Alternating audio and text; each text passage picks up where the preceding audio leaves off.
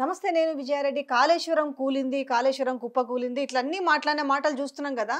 అయితే తాజాగా కాళేశ్వరం కూలింది అన్న మాటలు అబద్ధమా అనేసి వాళ్ళ నోట్లో నుంచే చెప్తున్నాడా సీఎం రేవంత్ రెడ్డి అనే మాటకి ఈరోజు జవాబు దొరకనుందేమో అనిపిస్తుంది. ఎందుకంటే కాళేశ్వరంలో అనుసంధానమైన మల్లన్న సాగర్ నుంచే మూసీకి అనుసంధానం చేయబోతున్నారనే వార్తను మనం చూస్తున్నాం గదా!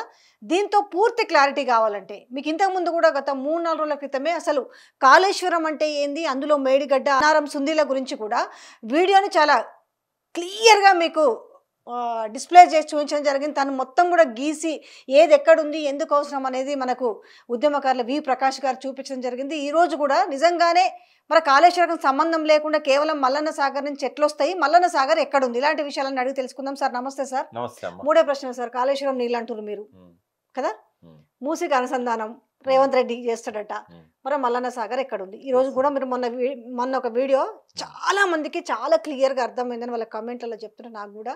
మాకు కూడా మొన్న మీరు చెప్పిన దాంతోనే స్పష్టంగా అర్థమైంది. ఈ రోజు కూడా స్పష్టంగా చెప్తే తెలంగాణ ప్రజలకు అర్థమవుతుంది. సార్ చెప్పండి సార్, ఎట్లా మళ్ళొకసారి మ్యాప్ వేసుకోవాలి.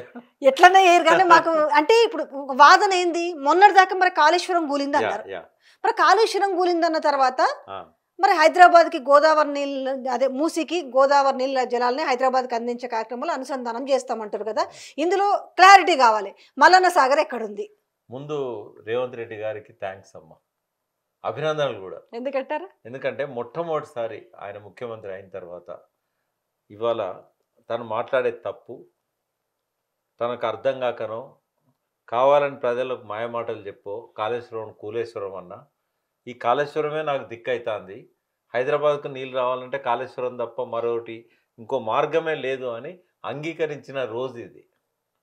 ఈ చరిత్రలో మిగిలిపోద్ది ఆయన ఇవాళ శంకుస్థాపన చేసేది. ఎందుకు అంటే నీళ్ళు ఎక్కడి నుంచి రావాలి, హిమాయత్ సాగర్కి గండిపేటకు ఒకసారి చూద్దాం మనం. ఇది హిమాయత్ సాగర్, ఇది ఉస్మాన్ సాగర్, గండిపేట, ఇది గండిపేట అనుకుందాం, ఇది గండిపేట, ఇది హిమాయత్ సాగర్ హెచ్. ఈ రెండింటికి నీళ్ళు రావాలంటే ఇగో ఇక్కడ గోదావరి ఉంది, ఇక్కడ గోదావరి మీద నీళ్ళు తేవాలంటే ప్రతి 5 సంవత్సరాల్లో 3 సంవత్సరాలు ఈ 2 రిజర్వాయర్లకు హైదరాబాద్ తాగునీటికి ఇక్కడ నుంచే తేవాలి.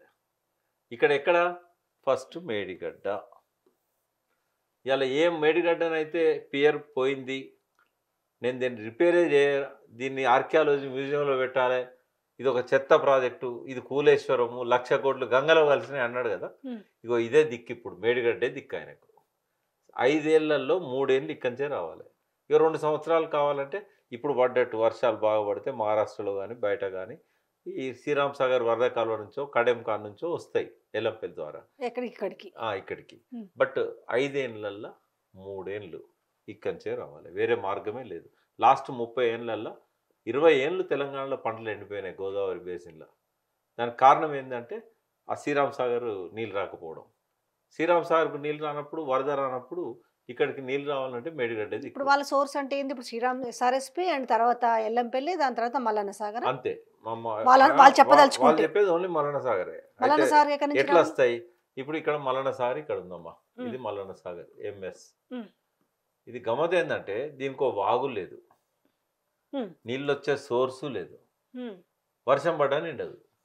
మల్లన్న సాగర్ ఖచ్చితంగా ఎత్తిపోయాల్సిందే. ఎక్కడి నుంచి? మేడిగడ్డ నుంచి. మేడిగడ్డ ఇప్పుడు లేదుగా. మేడిగడ్డ ఇప్పుడు ఆ రిపేర్ చేయించినట్టయితే హైదరాబాద్ మంచినీళ్లకు ఎండాకాలంలో చాలా అవసరం ఉంటాయి. ఆ ఎండాకాలంలో నీళ్ళు రావాలంటే ఖచ్చితంగా ఎండాకాలంలో అక్కడనే సోర్స్ మనకు. ఇప్పుడు దాదాపుగా అక్టోబర్, నవంబర్ నుంచి ఏప్రిల్, మే దాకా ఆ గోదావరిలో వచ్చే నీళ్ళన్నీ కూడా మనకు రబీ పంటల కోసం, హైదరాబాద్ మంచినీటి కోసమే మనకు ఉపయోగపడతాయి. కాబట్టి మేడిగడ్డ నుంచి ఇక్కడ నుంచి మనం లిఫ్ట్ చేసుకొని ఎక్కడ పోసుకోవాలి, మళ్ళీ ఇక్కడ మనకు అన్నారం ఉంటుంది. ఈ అన్నారం నుంచి సుందిల్ల, ఈ సుందిల్ల నుంచి ఎల్లంపల్లి నుంచి ఎక్కడ పోవాలమ్మా? ఎల్లంపల్లి నుంచి టన్నెల్స్ ఉంటాయి 2. ఈ టన్నెల్స్ ద్వారా 6th ప్యాకేజ్ అంటే మనకు నందిమేడారం, ఈ నందిమేడారంలో రావాలి. నందిమేడారం నుంచి ఇవి టన్నెల్స్, సొరంగాలు, ఈ సొరంగాల నుంచి వస్తాయి. ఇవి ఎల్లంపల్లిలో నీళ్ళు నిండితే సొరంగాలకు వస్తాయి.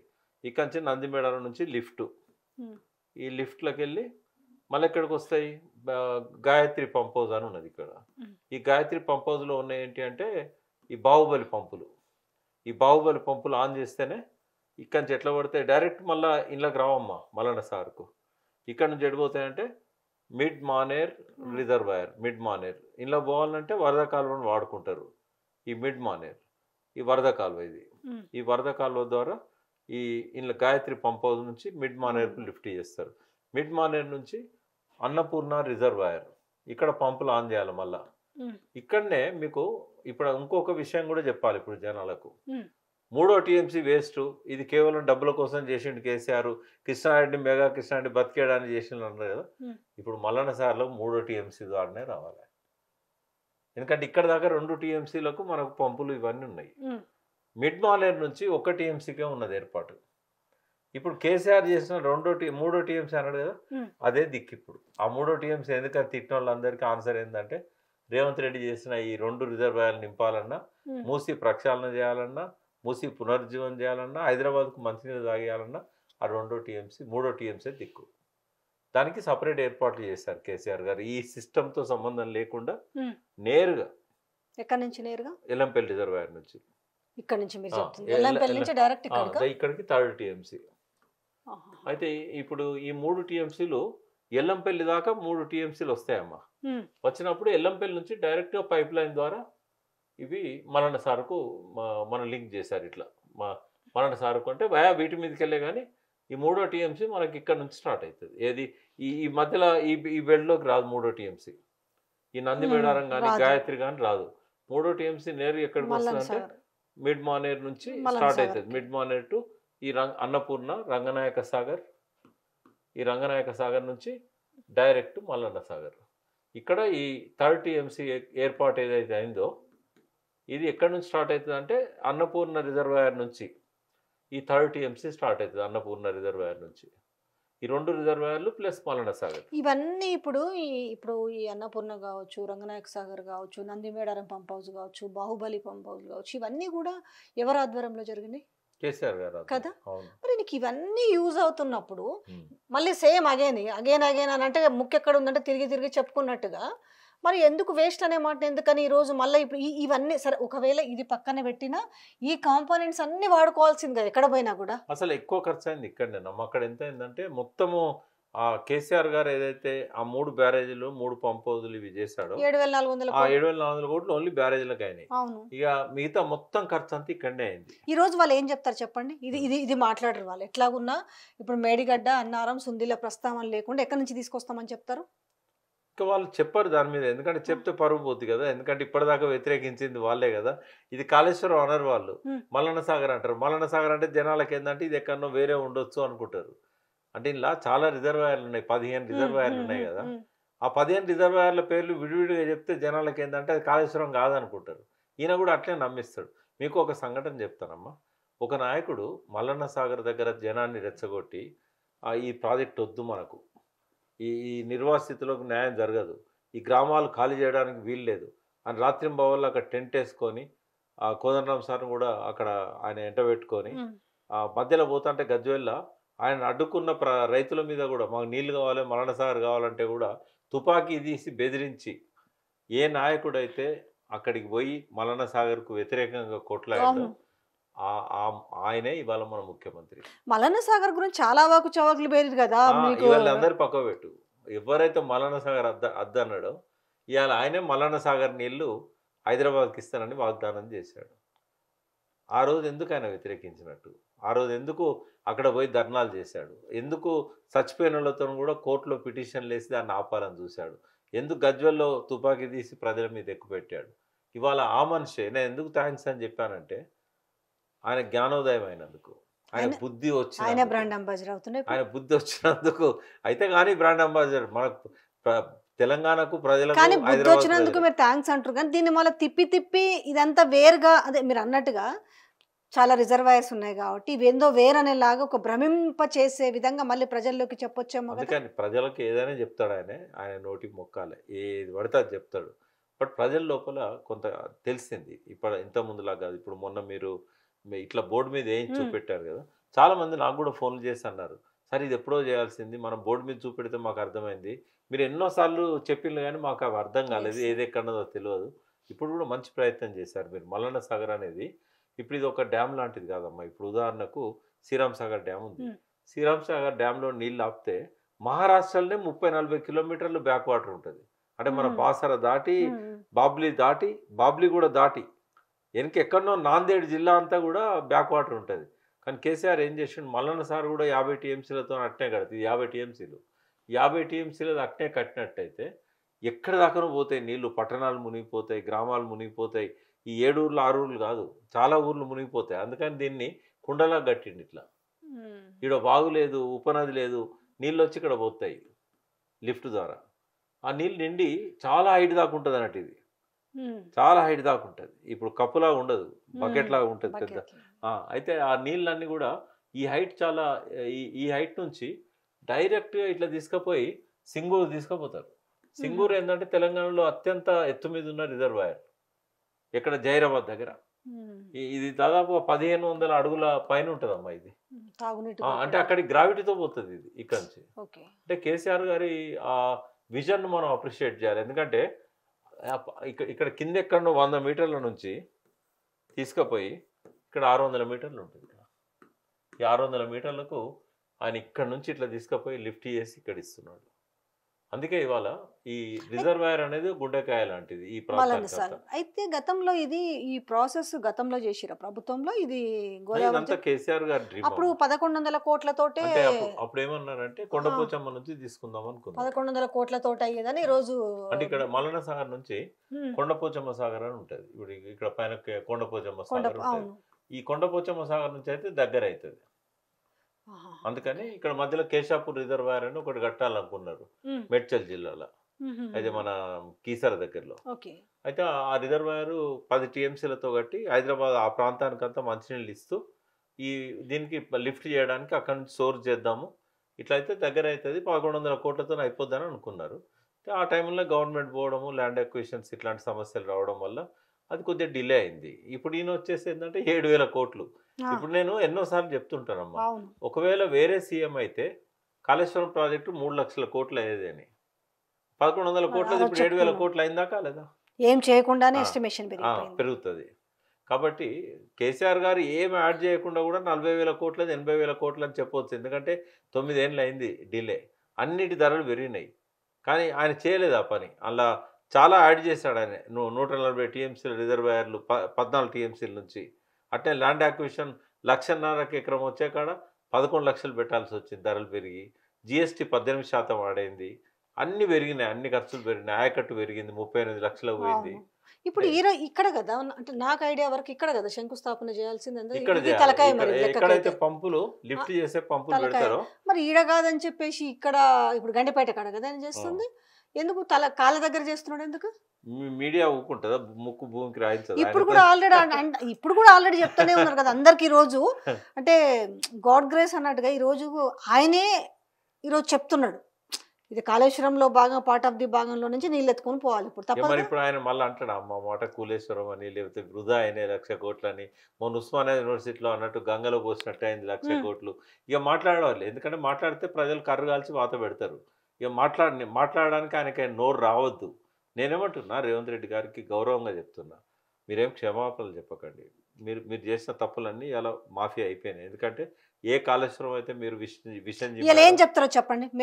మీ ప్రకారం వాళ్ళు ఏం ఎత్తుకుంటారో చెప్పండి. ఇప్పుడు కరెక్టే, మీరు కాళేశ్వరంలో నుంచి ఈరోజు గోదావరి నీళ్ళు అంటే కాళేశ్వరం అని మీరు చెప్తున్నారు. కాళేశ్వరంలో పాటు మల్లన్న సాగర్ ఇవన్నీ పదే చెప్తుంటే ఈరోజు జనాలకు కూడా అర్థమవుతున్నాయి. వాళ్ళు ఏ రాగం ఎత్తుకుంటారు? ఆయన అవన్నీ చెప్పాడు. మూసీ గురించి మాట్లాడతాడు, హైదరాబాద్ గురించి మాట్లాడతాడు, ఆ 2 చెరువుల యొక్క గొప్పతనం గురించి మాట్లాడతాడు, నిజాం మీద మాట్లాడవచ్చు, మల్లన్న సాగర్ గురించి మాట్లాడాడు. ఎందుకు మాట్లాడతాడు? ఆయన మాట్లాడితే ఆయన చేసిన తప్పులన్నీ ప్రజలకు గుర్తొస్తాయి కదా. అది అసలు ధిక్కారమున్ సైతం అన్నట్టు ఉంటుంది. కొన్ని తోకలకు రాయిగట్టినా కూడా చక్కగా కావమ్మా, అవి అట్లే ఉంటాయి. ఒక క్వశ్చన్, మళ్ళీ పీసీ ఘోష్ కమిషన్ సంవత్సరంన్నర వేసారు. సంవత్సరంన్నర వేసిన తర్వాత హైకోర్టు స్టే ఇచ్చింది. మళ్ళీ మరి కొన్ని రోజులు వెయిట్ చేయకుండా ఎన్డీఎస్ఏ మీద పోతున్నామని చెప్పడానికి వీళ్ళకి ఎక్కడన్నా పొంతనున్నట్టు అనిపిస్తుందా? లేదమ్మా, వాస్తవంగా సిబిఐ ఆ విచారణ చేయకూడదు దాని మీద.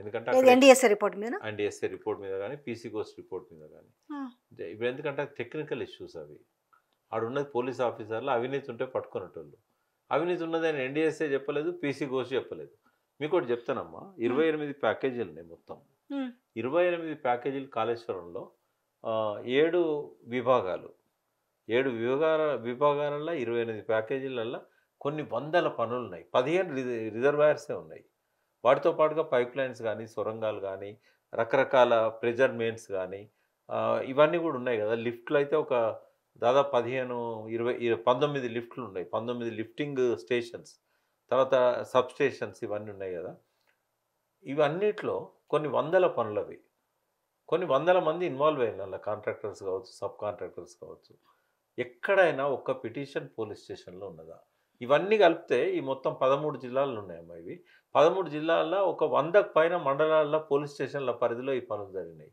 ఈ 100-150 పోలీస్ స్టేషన్ల పరిధిలో ఏ ఒక్కరన్నా ఈ పనులలో అవినీతి జరిగిందని దరఖాస్తు ఇచ్చిండ్లా పోనీ పోలీస్ స్టేషన్లు లేకపోయినా పర్లేదు డిపార్ట్మెంట్కి ఇచ్చారు కాంట్రాక్టర్ల మీద ఏమన్నా అవినీతి ఫిర్యాదు చేశారా పొలిటీషియన్స్ మీద ఏమైనా చేశారా మరి ఎక్కడ అవినీతి లేని సిబిఐకి ఏం పని ఉంటుందమ్మా ఒకవేళ పని లేకున్నా సిబిఐ ఎంక్వైరీకి మోడీ గారు ఆర్డర్ చేశారనుకోండి రేవంత్ రెడ్డి అడిగాడు కేంద్ర ప్రభుత్వాన్ని అనుమతి ఇవ్వమని సిబిఐ ఎంక్వైరీకి ఒకవేళ కనుక మోడీ ఇచ్చారనుకోండి ఇప్పుడు పూర్తిగా నిర్ధారణ అయిపోతుంది బీజేపీ కాంగ్రెస్ ఒక్కటే ఎందుకంటే అరే ఎట్లా అంటారు మరి ఇక్కడ వరకే కదా మరి అక్కడ చూస్తే మాత్రం రాహుల్ గాంధీ మాత్రం సిబిఐ ఈడీ ఇవన్నీ కూడా వాళ్ళ జేబు సంస్థలని మాట్లాడుతున్నారు కదా పొద్దున్న లేస్తాను అదే కదా మాట్లాడుతున్నారు ఎదుటి వారికి చెప్పేటందుకే నీతులు ఉన్నాయి అంటే ఈ విషయం తెలియదా తెలుసు రాహుల్ గాంధీ తెలియదా తెలియకుండా ఎట్లుంటుందమ్మా మరి అప్పుడు చెప్పాలి కదా నా మాటకు వాల్యూ ఉండదు కదా నువ్వు తీసుకపోయి ఇప్పుడు సిబిఐ కప్ప చెప్తే నేనే కదా ఈయన కూడా మాట్లాడండి ఒకసారి ఇప్పుడు తనకు ముఖ్యమంత్రి చేసిన పాపానికి ఆ పార్టీని బొందబెడుతున్నాడు రేవంత్ రెడ్డి నేను చెప్పాను కదా ఎన్నోసార్లు కామరాజ్ నాడార్ పోయిన తర్వాత తమిళనాడులో మళ్ళీ కాంగ్రెస్ లేవలేదు సిద్ధార్థ శంకర్ రాయ్ పోయినాక పశ్చిమ బెంగాల్లో మళ్ళీ ఆ పార్టీ లేవలేదు ఇప్పుడు 60 ఏళ్ళు అయింది 60 ఏళ్ళ నుంచి 60 కాదు 70 ఏళ్ళు అయింది కూడా తమిళనాడులో ఒక్కనాడన్న ఆ రెండు కూడా 60వ శతకంలోనే అయినాయి 63లో కామరాజు 67లో సిద్ధార్థ శంకర్ రాయ్ ఈ రోజు వరకు మళ్ళీ కాంగ్రెస్ బతికి పట్టగట్లేదు ఆ 2 స్టేట్స్లలో తెలంగాణ కూడా అంతే అవుతుంది అది రాహుల్ గాంధీకి సోయి ఉంటే ఆయన పక్కన పెట్టడానికి ఇది ఒక్కటి చాలు నేను సిబిఐని నువ్వు వెన్నుపోటు పొడిచినట్టు కదా రాహుల్ గాంధీని వెన్నుపోటు పొడిచినట్టు ఆయన ముందట సిబిఐ డౌన్ డౌన్ అని ఆయన అంటుంటే నేషనల్ హెరాల్డ్ కేసులోనే కదా మాట్లాడింది వాళ్ళు ఇక్కడ కూడా రోజు పిలుపునిచ్చిరు ఈయన కూడా మారాడు అసలు కేసీఆర్ గవర్నమెంట్ రాష్ట్రాల హక్కులను హరించే సిబిఐని మేము అడుగు పెట్టనీయమని చెప్పి జియో ఇస్తే దాన్ని తీసేసిండు ఈ ఒక్కదాని కోసం తీసేశాడు ఆయన మెయిన్ లక్ష్యం ఏంటంటే ఆయన అవినీతి జరగలేదని ఆయనకు తెలుసు కేవలం ఈ 5 ఏళ్ళు ఈ 3 ఏళ్ళు ఇంకా 3 ఏళ్ళు ఉంది కదా ఎలక్షన్ల దాకా ఈ 3 ఏళ్ళ దాకా సతాయించాలి మేడిగడ్డ కట్టద్దు మేడిగడ్డ కడితే అక్కడ డెల్టాకు నీళ్లు పోవు ఆ రైతులకు ఇబ్బంది అవుతుంది చంద్రబాబు నాయుడు ఆడిచ్చినట్టల్లా కానీ ఇప్పుడు కట్టాలేమో కదా మరి ఈ ప్రాజెక్ట్ ఎన్ని ఇయర్స్ పడుతుంది ఇప్పుడు ఈ ప్రాజెక్ట్ ఆయన పూర్తి ఎక్కడ చేస్తాడమ్మా మళ్ళీ ఇదొకటి ఉందా సాధ్యం కాదు ఆయన చేసుకుంటూ పోవాలా ఏదో కొద్దిగా చేతిలో డబ్బులు ఉంటే కాంట్రాక్టర్లకు ఇస్తాడు వాళ్ళ కమిషన్స్ ముడతాయి ఇది మళ్ళీ కేసీఆర్ గారు వచ్చినాక పూర్తి చేయాల్సిందే